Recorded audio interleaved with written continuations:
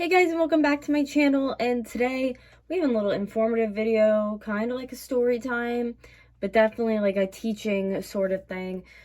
So as you know, I've been selling on eBay now for 7 years, which is crazy to me. And I did a little bit of selling over on Poshmark in the beginning, 2012 I would say, during that time period. And it's just grown into me doing eBay. So from doing eBay for this many years, I know a lot just about the ins and outs, and also that buyers will try to scam sellers. It happens. And they always think it's the sellers trying to scam buyers, but it's truly the other way around, because they feel like they know how to work the system, how to talk to eBay, that they'll get free items. So I'm here today to show you guys and tell you guys how to not get scammed out by a buyer on eBay.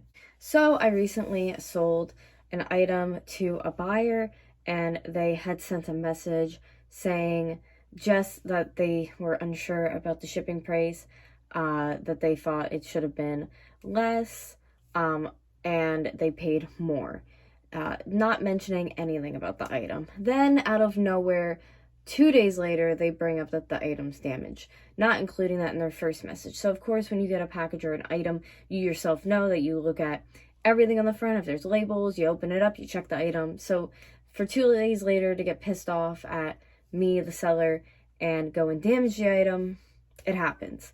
So what happens at this point? Well, you can let your buyer keep the damaged item, or you can let eBay step in and see what they say. For my case, they told me it would just be best to let him send it back because he was saying he wanted to send it back for a refund, and my buyer never sent it back.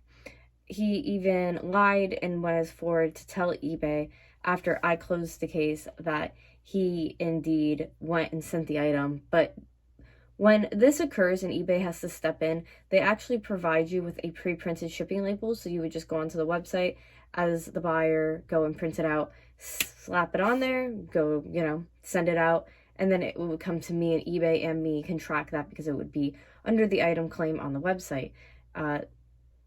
Since the buyer didn't do that, but claimed they sent it out and I never received anything, the case got reversed, and I ended up getting my money back, but not the item, because obviously the buyer kept it.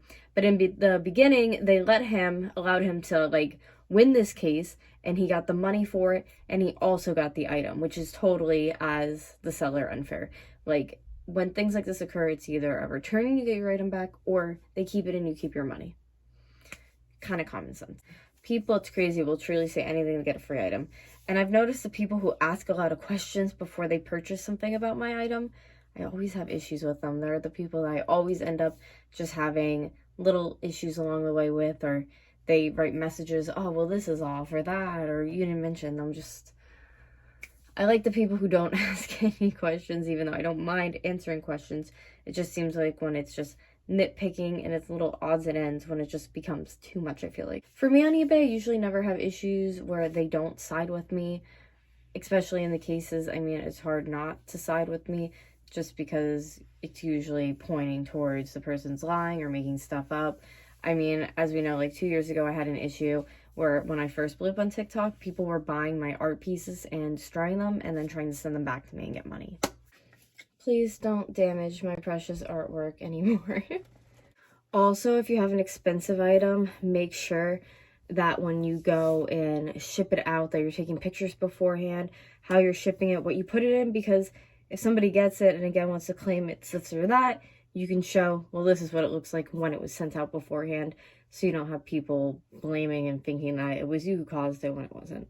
And last and most importantly, be good to the people who follow you and who do buy from you, your repeat buyers, and people who like what you do, because they are why you're doing what you're doing and why you're making money. But thank you guys so much for watching this video. If you like it, please thumbs it up, and I will see you all in my next video. Bye, guys.